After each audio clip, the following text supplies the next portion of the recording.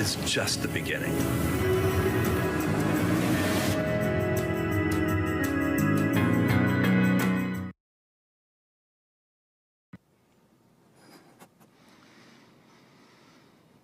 Good morning, everyone, and welcome to our live broadcast on today's New Shepard Mission 29. I'm Joel E. and with me is Alice Watts, engineer on the New Shepard program. Alice, welcome. Hi, everyone, and thanks for having me. I'm thrilled to be here and excited to share another great New Shepard launch with you. Today marks the 29th mission overall for our New Shepard flight program, and it's a really special one. Today, it's all about the moon. We're going to be spinning up the capsule to simulate lunar gravity for our payload customers on board. It's so cool and totally unique. The first time we've ever tried to do this. The program's come a long way, and note that this is the first New Shepard mission since our inaugural New Glenn flight into orbit just a couple weeks ago. So now New Shepard is one of two active launch systems at Blue Origin. What a time. I know, so crazy. That launch was incredible to watch. We've spent years looking forward to that moment, and now it's an all-new era for Blue. That's amazing. Yeah, I think, I was there in Florida for that launch, and we were able to enjoy, hearing the BE-4 engines lighting up from the factory for the first time. Such an epic achievement for Blue Origin. I'm sure you could feel it as well. Yeah, you could feel the whole building shake, and it was a little bit of a delayed reaction when the sound finally reaches the building just a few seconds later. Here's a cool video of that. You can see the whole team at Blue celebrating the moment of liftoff.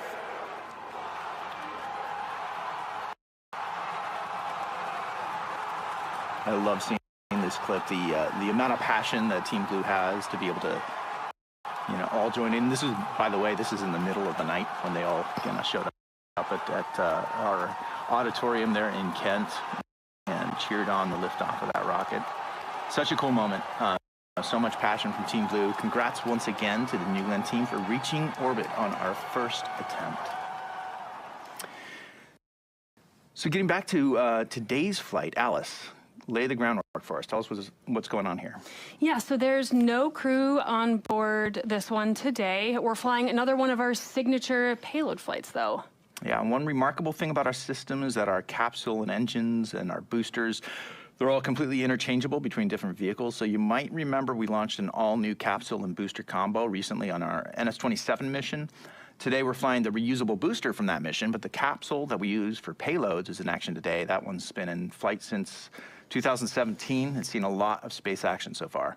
You're right. That capsule's had 10 flights so far, and overall, this will be the 14th payload flight for the program. And after today, we'll have flown over 175 payloads to space. Amazing. We now have 3 capsules and 2 boosters in service to better address all of the demand for our payload and astronaut customers. We're already seeing that happen. We've flown 47 people above the Kármán line so far, and that accounts for nearly 7% of all astronauts to date. It's a thrilling time for space exploration, and for all of us here at Blue Origin. All right, we're at T-minus 12 minutes to go here. Let's talk about what do we have on board today. Yeah, this flight is carrying 30 payloads, 29 of which are inside the crew capsule, and 1 of them is on the booster. Now, over half of these payloads are funded by NASA's Flight Opportunities Program. They're testing innovations critical to achieving the Artemis's program goals and exploring the lunar surface. The other half of the payloads come from universities and commercial providers. These are also testing innovations that advance various lunar efforts. It's all about the moon. And speaking of testing, 4 of these payloads are from Honeybee Robotics, a Blue Origin company. The team there is doing some really, I'd say, some groundbreaking work, wouldn't you say? Yeah, I would. After all, these technologies are all about breaking ground on the moon. Specifically, they're about lunar regolith, or the soil of the moon. They're researching how we'll excavate and process that soil.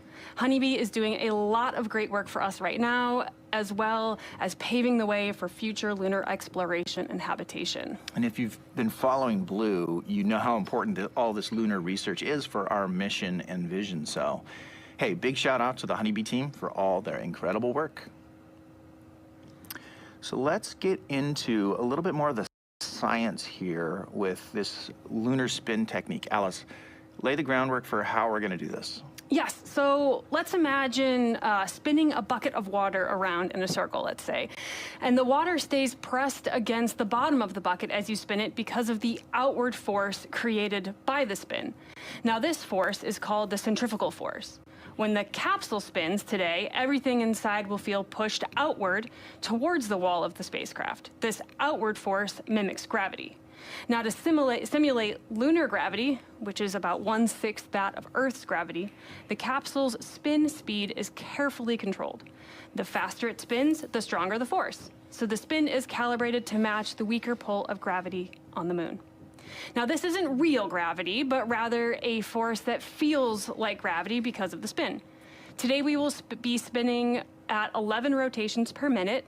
And compared to our normal spin rate of a half a rotation per minute, today's will be a much more intense spin, 22 times more intense to be specific. That's pretty significant. And think about that. We're able to do this testing only 62 miles away from Earth, or that's where the Kármán line is, 100 kilometers, rather than having to go, you know, all the way to the surface of the moon, or 240,000 miles away. So this testing is much more achievable. And tell us, like, what kinds of testing are we going to be doing within these payloads? Yeah, I just want to note that we have entered a hold here, so we'll watch that clock. But to talk specifically more about the payloads, let's imagine what it would take to go back to the moon. Now, this time to stay. What kind of technologies are required, and how would we do those tests here on Earth before the voyage? Well, you'd need to cover these 6 crucial areas: in situ resource utilization, or ISRU, dust mitigation, advanced habitation systems, sensors and instrumentation, small spacecraft technologies, as well as entry, descent, and landing technologies. It's quite a full range of lunar testing we're able to do. Yeah, and the fact that all this proves these technologies, we can prove these technologies at a lower cost on New Shepard. It's kind of another step towards Blue's mission of radically reducing the cost of spaceflight. And up until now, if you wanted to simulate the moon's gravity, you could only do that for just a few seconds using centrifuges or parabolic flights. Yeah, and with this new capability, NASA can now expose their payloads to lunar gravity for a significantly longer duration, about 2 minutes today, and they're capable of testing much larger payload sizes. On top of all of that, it allows research to get their test results back the same day, just a few hours right after the capsule lands.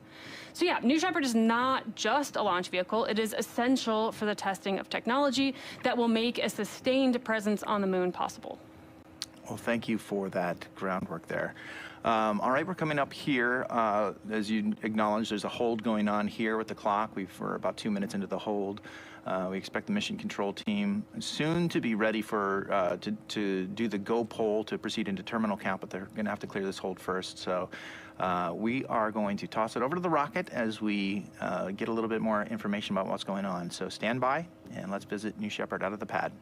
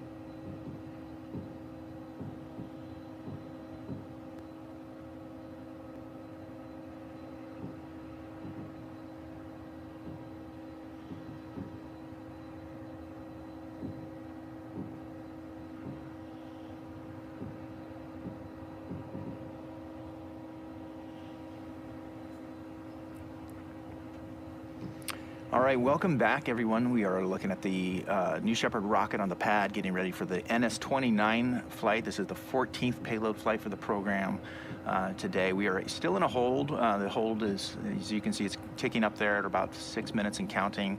We're still getting information about what's going on with the vehicle from the mission control team, so stand by for that. But, you know, while we're in a hold, it's good to remind people about the New Shepard program broadly. So let's talk about the incredible contribution that New Shepard's made into the commercial space industry so far. You know, New Shepard, it is something that has dramatically helped to improve access to space. And, you know, it was not long ago that in order to go to space, if you wanted to call yourself an astronaut, you had to dedicate a large portion of your life and resources to training and really dedicating yourself to, you know, a long journey of becoming a professional astronaut. And even then, only a select few would be able to have that privilege. But now with New Shepard flying regularly, it's now everyday people that can travel beyond this planet. Space is really starting to open up, and it's no longer just the professionals that can experience space flight. So with that, hey, let's take a moment and look at some of the ways that flying to space on New Shepard has impacted so many astronauts to date.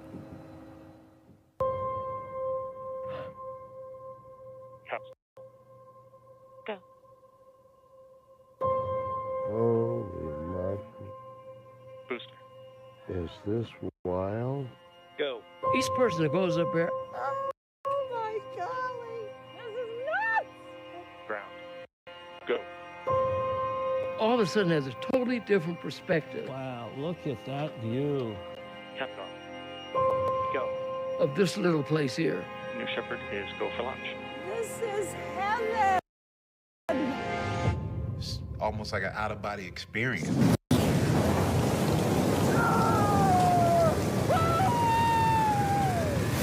New Shepard has cleared the tower.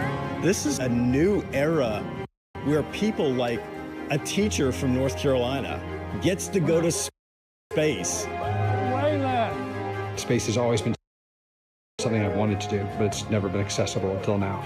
Look at that view. Look at the view. It's just unbelievable. You have to see it with your eyes to really, really take it in. Everybody else should go to space. Look at the earth, just look outside. Look at the earth. We're in space. This is a life-changing experience. Everybody needs to do this. It was absolutely insane. I mean, it's the coolest thing ever. Oh my word. I'm just spinning. That was enlightenment. This is the best experience of my life, by far. Everyone in the world deserves to see this. Everyone needs to see this. Oh my God. It's just a dream come true. I wanted to do this my entire life. Oh my God. I just went to space as the first woman from Mexico. I think we need to give this gift of perspective to everybody. Oh man, this is so cool. I always said I'm gonna do it, and I just did it. We went to space! What you have given me is the most profound experience I can imagine. I can't believe this. As soon as you land, you will want more of it.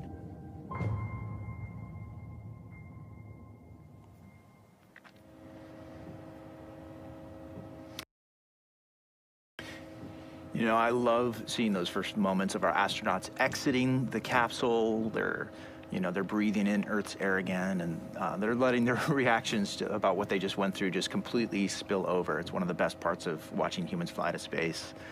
You can really see the impact that it's made to each of those special astronauts when they're able to view Earth from space through those windows. Yes, it's an incredible moment for everyone, and it's, you know, that's what it's all about. And as you know, even our name, Blue Origin, it means Earth. Earth is humanity's blue origin. We look back and we see a blue dot in the sky. And now on New Shepard, astronauts get to witness firsthand our planet in the vastness of space as they look out those large windows and see the blackness of space and the beautiful blue Earth. And they return with a newfound hope for the future of Earth. So yeah, let's talk about, I mean, today we're doing a payload flight, the 14th payload flight. We talked about this. We're doing some really cool new lunar spin technology that we're going to try out to simulate lunar gravity. So New Shepard, we talk about it being a great platform for smaller scale space research, like what we're doing today. It's great for opening up the gateways of humans and all kinds of new humans to be able to access space themselves and to take a trip to the Kármán line. So with all of that, like, tell us what's going on with New Shepard as a program. What's coming up? Yeah, demand is just going up here on the New Shepard program. Blue will be, we'll be increasing our cadence capacity over the year, and but one thing we will never compromise on is safety. We like to talk about all of the redundant safety systems we have all over the New Shepard vehicle. There are backups to the backups. The entire system has been designed around safety at the center. That's right. I want to cut in here and just kind of note that we're still in a hold with the New Shepard 29 mission as we get ready to launch today. So the intel we're getting from Mission Control is actually about weather today. We're actually waiting. As you can see, there's a cloud cover above us. We can fly in clouds. Our camera systems, of course, they can't always see clearly through the clouds when we are up there, so we prefer to have clear skies when we're flying. But nothing's necessarily going to prevent us, but they're still taking a look at weather. I think they've sent a weather balloon up there, and they're waiting for the right data to show up with the results of that weather balloon check. So that's what's causing the hold at the moment. So we're going to keep waiting through this hold as we give the mission team some time to get the right data that they're looking for. So getting back to New Shepard, I mean, you talked about that commitment to safety. It's not just for our astronauts, it's also for everyone back at the ground in Texas. There's a crew. I mean, your team, Alice, is down there in mission control and supporting the launch. So it's when we talk about safety, it's not just for the astronauts that are aboard on human flights. It's also for all the people that are on the ground in West Texas as well. Yeah, that's right. The team is not too far away from that launch pad that we're looking at right now. Only a couple miles. So keeping everyone safe is of utmost priority here. Yeah. All right, so still in a hold, 13 minutes and counting. We're going to just toss it back to the rocket, keep enjoying these live views that are coming from West Texas of New Shepard on the pad. And we will be right back as soon as we have a little bit more information. Stand by.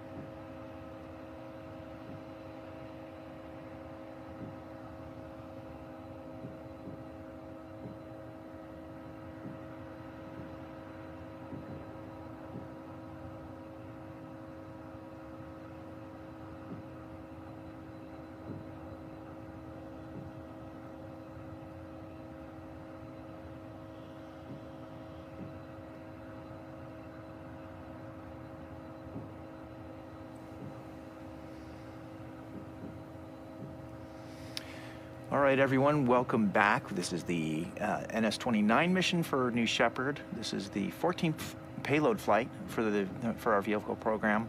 We're still in a hold as we are awaiting the right weather conditions for flight today.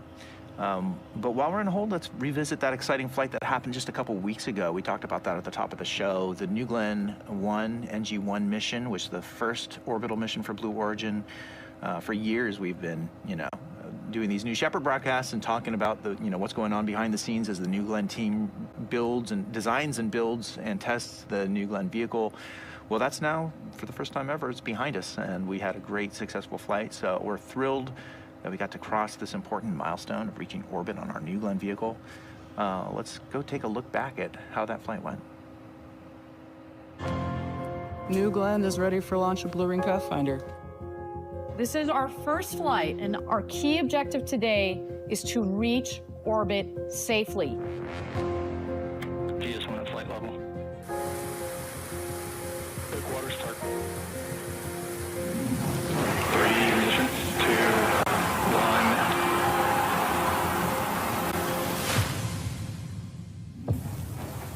1. Lift off.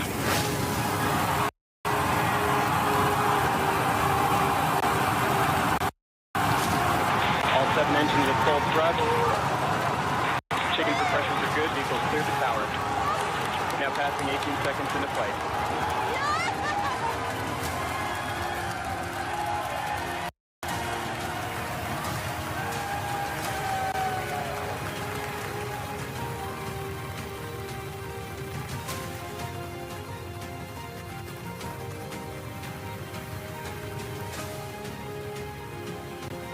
Separation confirmed.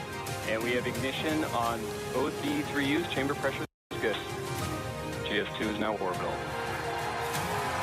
We've got to orbit safely. Congratulations, Blue Origin. Y'all have gone orbital.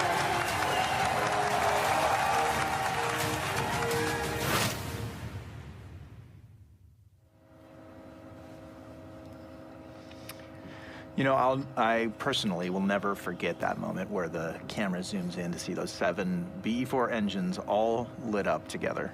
I know, those mock diamonds were crazy.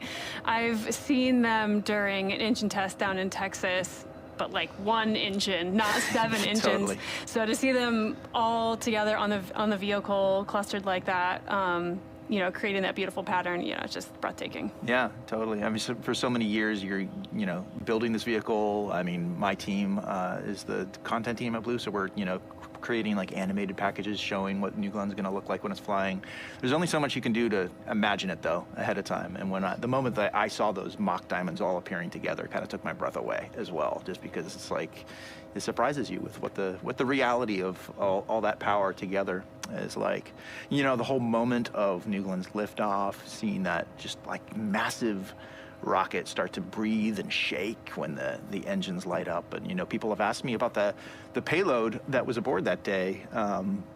Talk about that. Where is it now? Yeah, the payload that was aboard New Glenn is our Pathfinder for our Blue Ring, and in fact, it's still up in orbit. It's going to be in a permanent orbit with the second stage, and will remain up there basically forever. Forever. Yeah. So amazing. So we're looking forward to, of course, what's next with New Glenn, as well as these ongoing flights for New Shepard. So, hey, we're still in a hold here, 20 minutes and counting. Let's take a moment and check back in with our mission control team and see if they got any updates for us.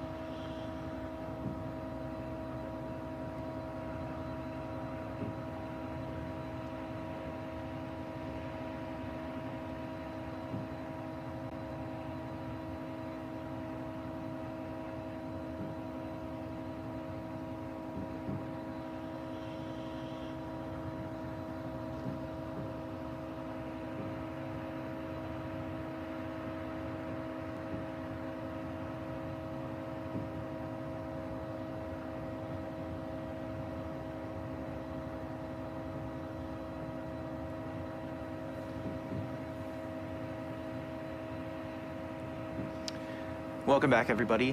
This is the NS-29 mission, our 14th flight for a payload flight on New Shepard program today. As you can see, we are in an extended hold here. We are waiting for a good weather open. As you can see, there's a lot of cloud cover going on in Texas. We want to make sure that the conditions for the weather are just right for flight today. I know personally, I am looking forward to seeing whatever we might be able to see from the camera views on the ground of the lunar G-spin technique that we're going to do today. So, I mean, definitely we want to see clear skies if it's possible. But as you can see, it's a lot of cloud cover. We're just assessing the conditions right now with the weather before we decide to fly. So, bear with us. We're going to keep waiting for this hold as the team looks for a good opening today.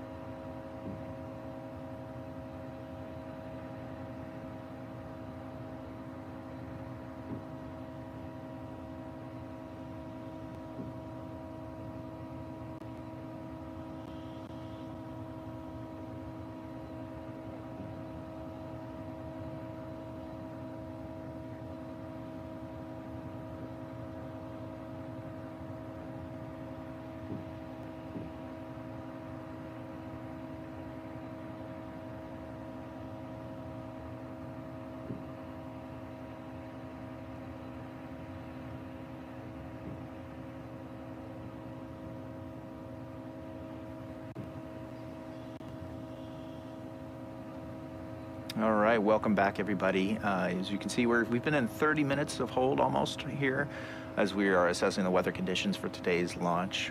We want to make sure we're flying with just the right conditions. So the team is looking at that information. It sounds like they're not loving what they're seeing so far, but we are going to keep standing by to see if we can find a good window for this flight to be able to lift off today and have a successful flight to space. So stand by with us. We're going to keep viewing these great live views of our rocket getting ready on the pad today. We'll be with you.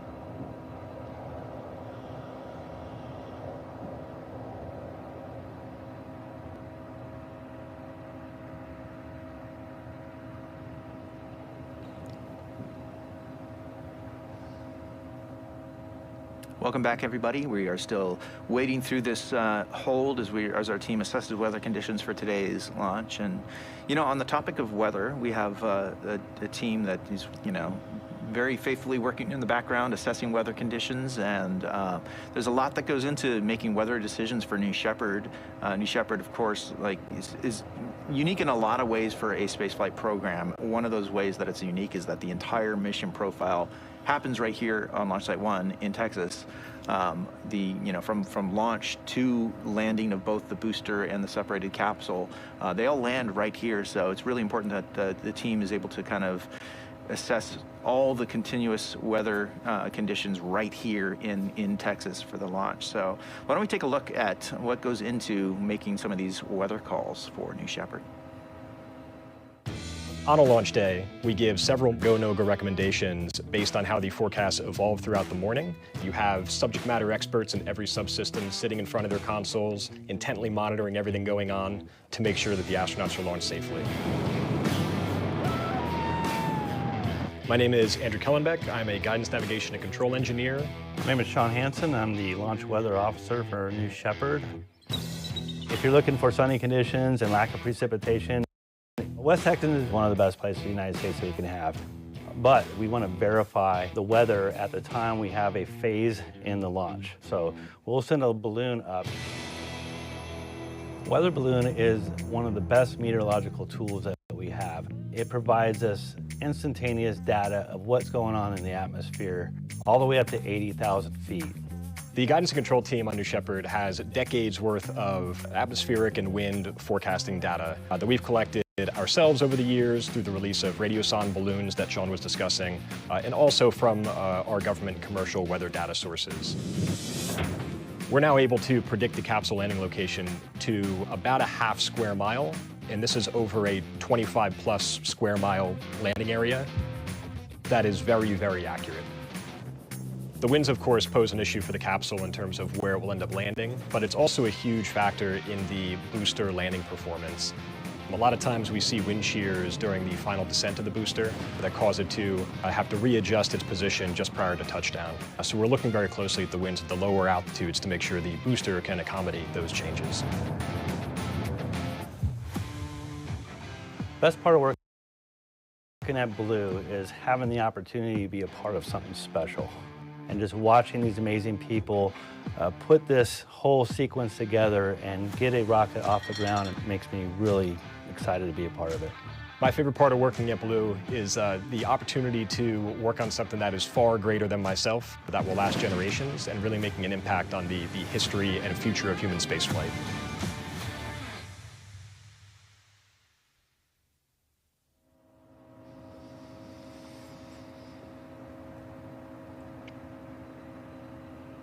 Yeah, there's a lot that goes into making these weather calls. Every time I see that video, I'm reminded about all the complexity that the team has to be able to track as they're looking for all the right weather conditions for flight. So, yeah, and it's not necessarily just what you see, you know, from the ground. There's a whole layer of atmosphere that we have to go and make sure is good for New Shepard. You know, we rely on that to make sure that we have a safe launch and land for the booster and capsule. So lots of work that goes into predicting weather and assessing weather on launch day. Now, I can say from the camera side, like we have these long-range cameras that are sitting on the ground ready to point up at the rocket and watch it in flight.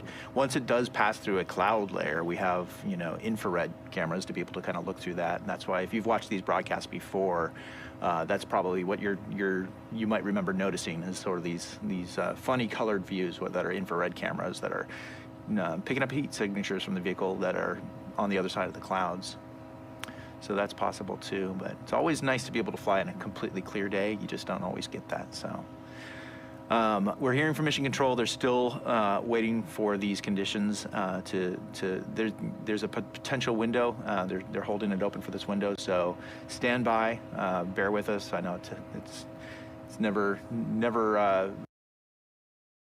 fun to wait through all these holds, but sometimes you just got to wait for the right conditions. So we're going to keep standing by here.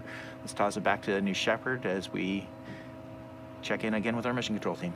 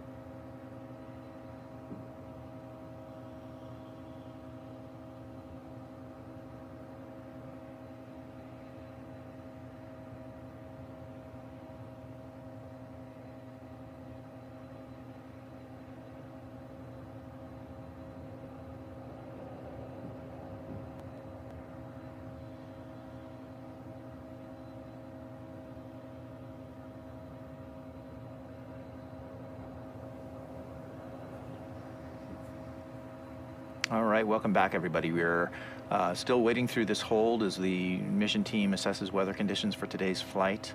While we're in the hold, let's take a moment to recognize some of the people who work at Blue, the individuals who drive our amazing programs here at Blue. We've got such incredible technology and such an important mission here at Blue. Overall, the mission that guides us. But we always like to say it's the people of Blue that make this place truly great. So let's now take a moment and introduce you to one of those very special Team Blue members. It's a privilege to work at a company that makes quality rocket engines. Using a combination of CNC and laser cutters, I produce and install parts on our engine nozzles. I love what I do, and I'm honored to be a part of something so historic and unique, especially when I see that engine light up. I'm excited to wake up every morning, knowing that the work I do every day will lead to millions of people living and working in space. I'm Darren 3, a welder and laser operator at Blue Origin, and together we are building a road to space for the benefit of Earth.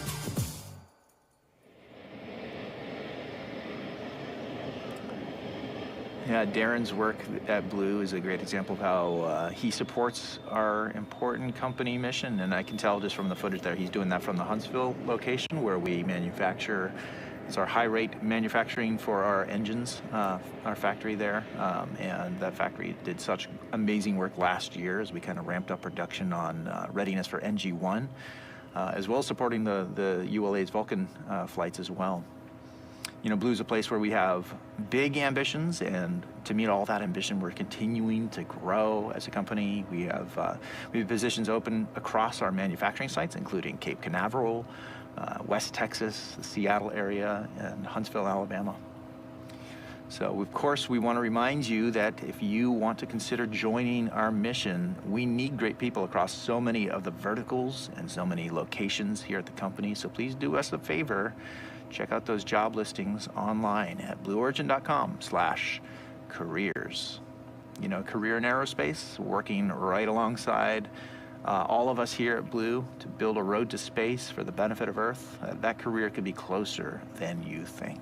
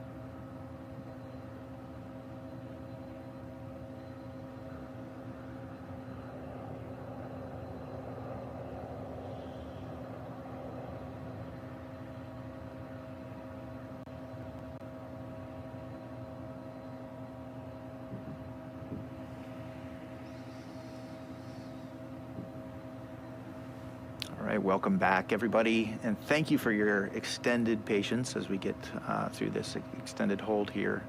48 minutes and counting on this hold. This is one of the longer ones we've seen, but of course there's the team in Mission Control is looking for just those ideal conditions for flight, and the weather balloon that they had sent up, they're just assessing the data is coming back from that weather balloon, and they're just hoping to find a good window here. So bear with us. We're still looking for that great window for flight today. We're in contact with Mission Control here in the background, and we'll just keep bringing you updates as long as there's a chance we're still going to fly today. So bear with us. Let's toss it back out to New Shepard as we wait through this hold.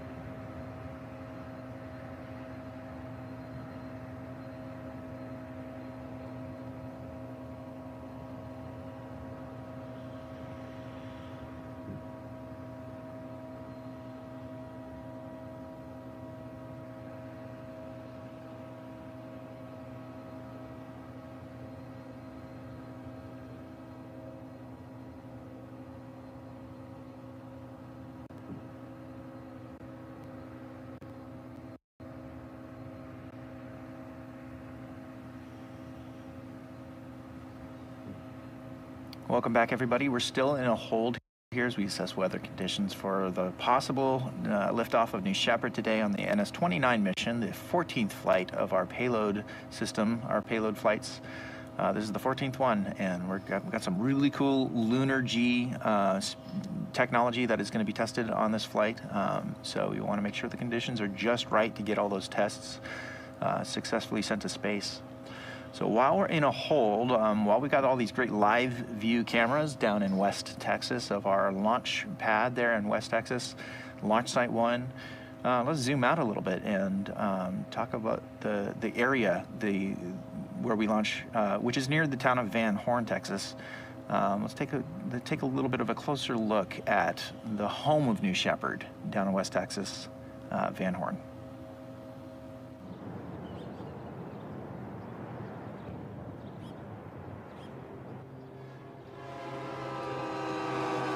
Two hours east of El Paso sits Van Horn, population 2,000. This small town lies on an isolated edge in the high desert of West Texas, with epic views in every direction. Breathtaking sunsets, a seemingly endless horizon, hiking trails, untouched lands, and natural beauty. It's our home away from home, and when we're here, we get to take part in the local culture. And on launch days, locals get a glimpse of New Shepard as it blasts towards the stars. This is the home of New Shepard. 20 miles north of Van Horn's Main Street, Blue Origin occupies a majestic valley as far as the eye can see. Texas has always been at the forefront of human space exploration. It was home to mission control for the Apollo moon landings, and it's where astronauts have trained for decades. Now, this rich history is being passed to a new generation of astronauts. West Texas has been the site of every Blue Origin mission to date. And it's where the journey to space begins.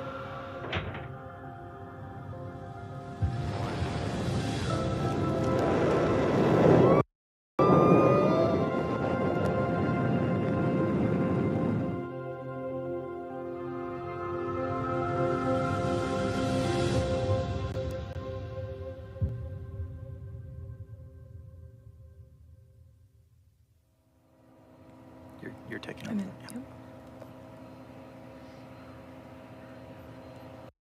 Gosh, that place, it's like a second home to me.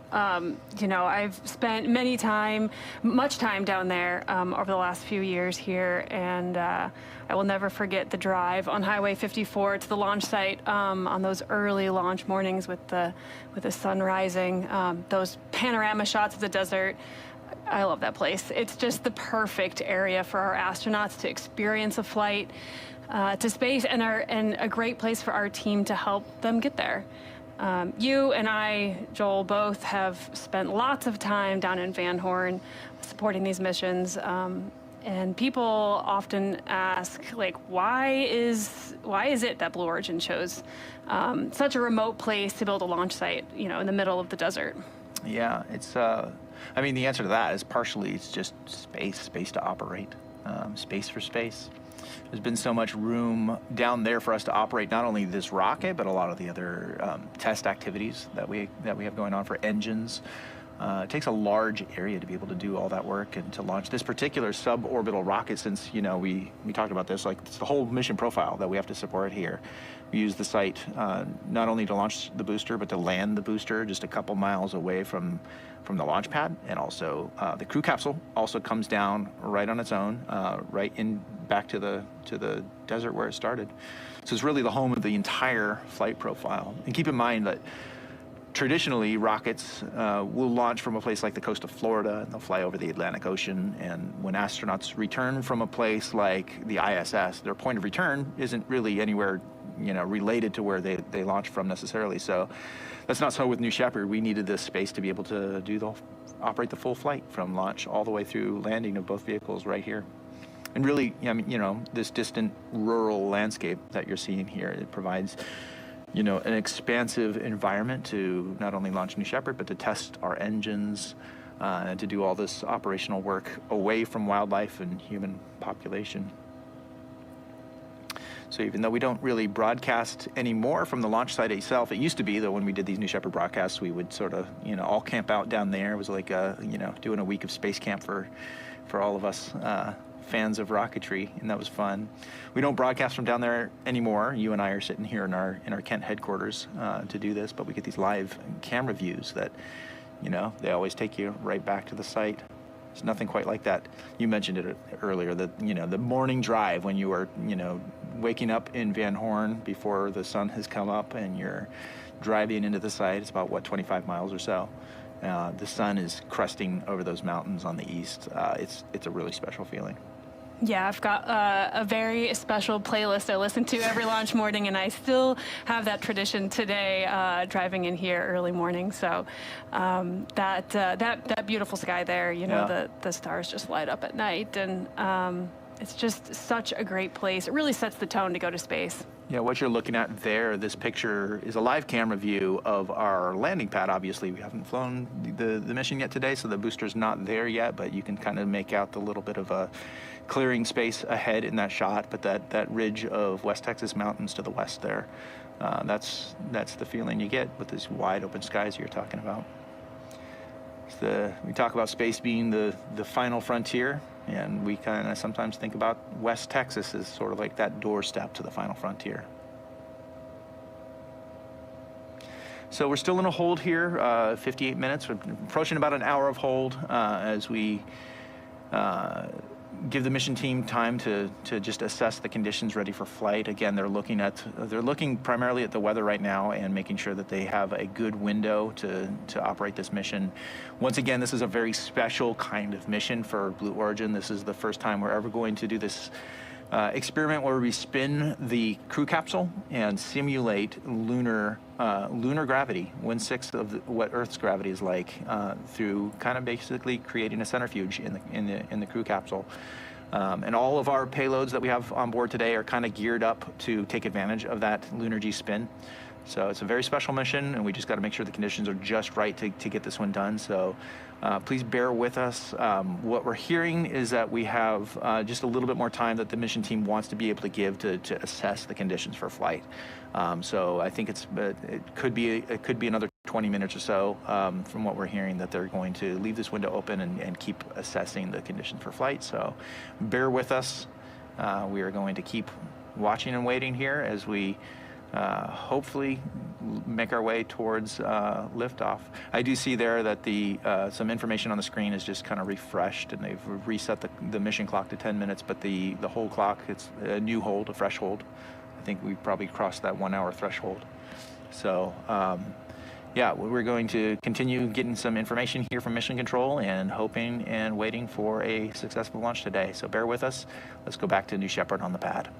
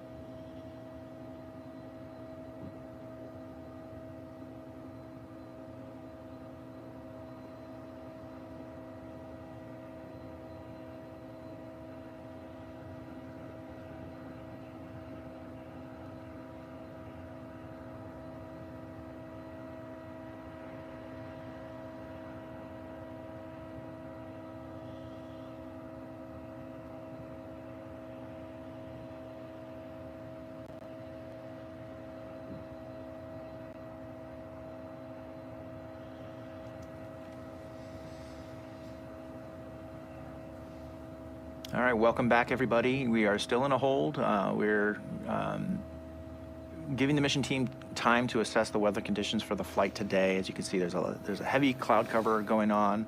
Like you said a little bit earlier, Alice, there's other things that we can't see with our eyeballs going on with the weather. We've sent up a weather balloon, and they're tracking specific conditions that they're looking for to make sure that we're ready for flight today. I personally can't wait to see the results of this mission, but of course, as with any mission, you got to make sure that the conditions are just right for flight. So we're going to keep giving them time. The mission team is saying that they need to assess this for a few more minutes to be able to know whether there's a window for flight today. So bear with us. Thank you for your patience. We also here are watching this live on air and hoping and crossing our fingers that we get a good moment to be able to fly to space today. And we're right there with you. So bear with us. Let's toss it back to the rocket on the pad.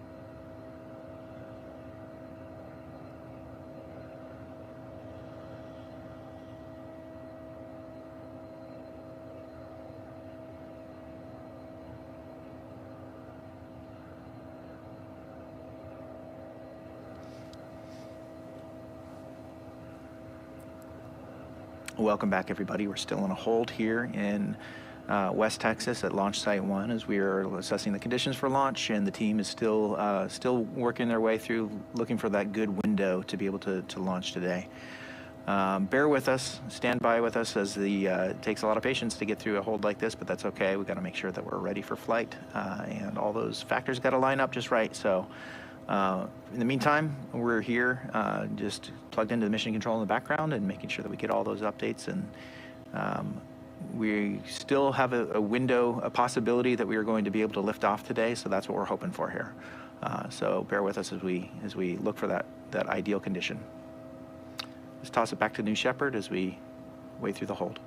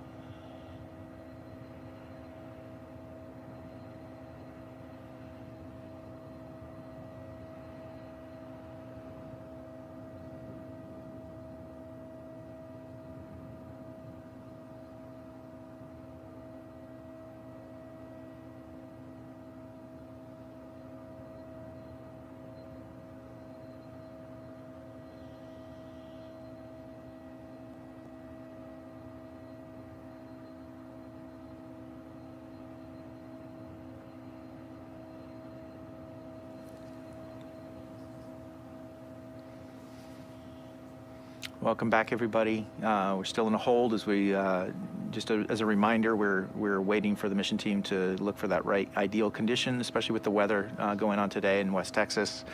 You can always see that cloud cover before the launch here with the live pictures that we're seeing right here. So as Alice noted a few minutes ago, there's a lot more that goes on than what you can actually see with your eyeballs. And so they've got a weather balloon that they've sent up, and they're assessing just the right conditions in the upper atmospheres, and pretty much the entire way from Texas to space and back. It's got to be just right for flight. So we're giving them that time to make that assessment and hopefully hold on to this narrowing window that we have in front of us in terms of an opening for flight. So we're hopeful. In the meantime, while we got a little bit of time here, these views that we have, the live cameras that we have coming back to us from Texas, are showing New Shepard on the pad, and you can kind of see one of the features, I would say, of the flight today, the lunar gravity spin. We're using the payload crew capsule that we've seen fly many times now. It's sitting on top of the booster. There's a good picture of it. You can see the feather graphics that are overlaying the crew capsule there. And they're matched up with our newest tail, our newest booster, which actually has a little bit of a different painting scheme, but that's okay. They're interchangeable. The whole system is designed to be modular. So with some of the views that we've got going on here, Alice, since you're here and you can give us a little bit of context, why don't you walk us through some of the stuff that you're seeing with these live views? Yeah, thanks, Joel. Yeah, you're right. We are seeing live views here. Right now, we're looking down the booster. You can see where the landing legs will pop out upon landing. You're seeing some icing happening on the outside. That is all very normal. Now, as we go and look at some of the other views, we'll notice some other things. But this here is near the top of the booster. We've got some umbilical cords into the vehicle for loading propellant and avionics or electronics control, along with a variety of other things. You can see where the fins will pop out, those more triangular shaped areas on the upper side of the vehicle is where the fins will deploy upon landing. And as we go to the capsule view, you will see that here in a moment. We're now looking at the bottom of the vehicle, of the propulsion module. This is where you can see just down there at the bottom the nozzle of the BE-3 engine. That is what propels New Shepard to space. That will light here hopefully soon. And now with the capsule view right on the top, as Joel mentioned, the liveries are slightly mismatched today, but that is okay. This is our payload capsule. It's flown 10 times to space and back. If you look carefully through the windows there, some of the largest windows in space, and you can see the payload lockers that we have. There's a variety of lockers in there today, positioned in a very specific orientation, you know, to help the folks doing experiments to sense that lunar gravity as we spin the capsule up. What you're looking at straight on is the hatch. Now, if you're an astronaut flying on New Shepard, the camera view is actually on the bridge that you would walk across as you enter the capsule. That hatch would be open, you'd walk in and take your seat. Instead of seats, we have payload lockers today around the capsule. And that bridge is still out for now. Hopefully we'll see that retract shortly. Yeah. If we get into the launch sequence.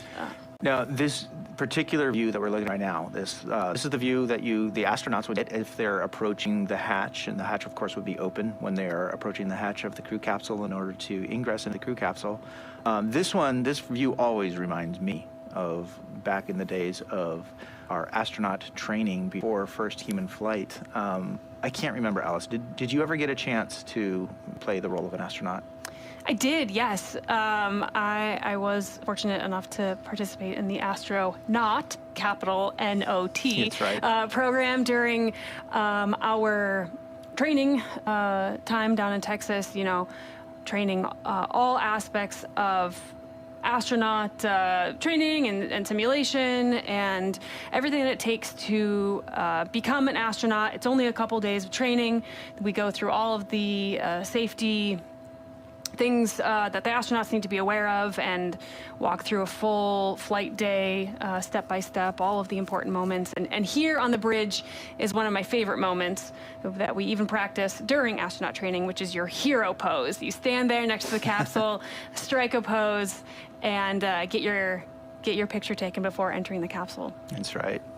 Yeah, one time I also got to played the role of an astronaut in training for one of those run-throughs. And yeah, you said for real astronauts that we take on New Shepard, it's only a couple days of their time that we have to do with training. For us at Blue Origin, I remember many long months and many trips to Texas as we worked out the details of exactly how that was going to work.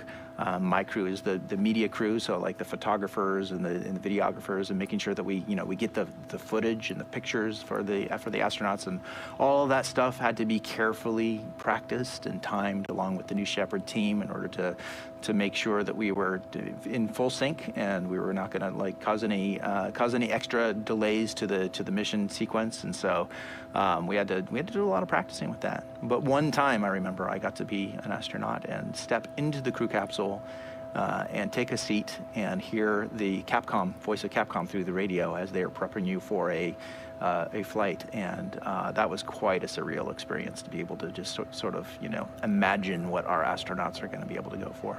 Yeah, it's really cool. I was also fortunate enough to be in the capsule on the pad during one of our comms tests, and it's the closest that I've certainly come to space, but you can feel nearly what all the astronauts would be feeling that moment, minus some of the noises and the vibrations from the propulsion module. So it's a surreal experience. Yeah. And the view, I mean, we always talk about these large windows. Yeah. One of the things that we always also talk about with the large windows is not just that the windows are large, but the entire surface area of the capsule is covered in a remarkable percentage. I think it's a third of the capsule's surface area is covered in window. And so while every astronaut that is sitting in one of those seats gets their own picture view into, looking out to see Earth descending away from them and to see, space, and then once they unbuckle, they can look through their own window. I remember that astronaut Audrey Powers, I was asking her after her flight, like, what did she experience? And the story that she told me was really, it stuck with me, which is that it's not just about your window. It's like when you're up there in space, you're looking through your window, you're looking down on Earth through your window, and then you have this natural inclination to turn around and talk to your crewmates and point something out to them. And now Audrey told me that the moment she did that, she was just struck by this panorama of all the other windows that are in there together, that you've got this amazing panoramic view of the entire Earth that is kind of floating underneath your crew capsule. And that was just kind of like a striking moment that she didn't anticipate. And it's, not having gone to space myself, I can imagine there's a lot of things that you probably are hit with just a sensory overload when you're inside that crew capsule, looking down at Earth through these windows. So today we've got these payload boxes, as you pointed out, that you can see through especially that left window there. You can see the silhouette of those payload boxes there. The capsule's loaded up with those boxes, and so hopefully those boxes are going to get to enjoy those large windows that our astronauts normally do. Yeah, and quite a spin today. Yeah, for sure. I mean, the footage that we see coming back on every mission, you can see the normal amount in that you said it was like, what? About a half a rotation a minute. Half a rotation per minute, and then today's flight is supposed to be much more intense, 22 times faster than you would normally get on a normal New Shepard mission, so that would be quite intense. And I don't know what that would feel like for a human. I mean, it would feel like some form of gravity. You'd be pulled towards the walls and the windows and be able to sense it's like a sideways centrifuge today. Yep. Yeah. So yeah, we at Blue Origin have been looking forward to this flight for a very long time and really looking forward to seeing the results of it. It's the kind of tech that our team was able to put together and kind of work with a lot of our customers, including the NASA team and the Honeybee team here at Blue, as they look forward to what it's like to simulate lunar gravity.